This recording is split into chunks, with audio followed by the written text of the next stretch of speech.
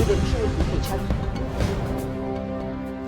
Something that simple. We are unable to accomplish it because when you go to that boardroom table with a colonized mind, your thinking is colonized, the outcome is colonized. It is sickening. Even as I sit here, speaking as an ambassador, but also speaking as an African, to see the obvious situation. A brick that needs to be moved from point A to point B. Well, guess what? It's got to go all the way to Z and then back before it gets to B. What is wrong with this picture? It goes back to the mind. The African mind must change. We need more people like this young man here, because what is happening in Africa today is unacceptable. We can't take care of ourselves. We have the largest arable land on the continent, and yet in some countries we are importing food. I sit in some meetings, I will be very honest with you, I am embarrassed. When you look at the things that we are doing as Africans, it's unacceptable. So yes, at the African Union level, we are talking about regional and continental integration. The buzz is there. We all know what needs to be done in order for Africa to move forward.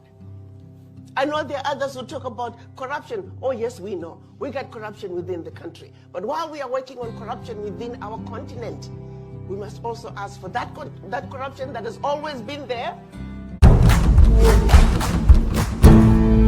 that is coming from outside.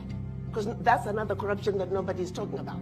They all make it look like, oh, corruption in Africa. Yes, we have corruption, but there's even more corruption coming from outside. I mean, some of you, if you ever have the opportunity to fly low above DRC or some of the Central African countries, you'll find tarmacs in the middle of the jungles. Those are the things I'm talking about, nobody ever talks about.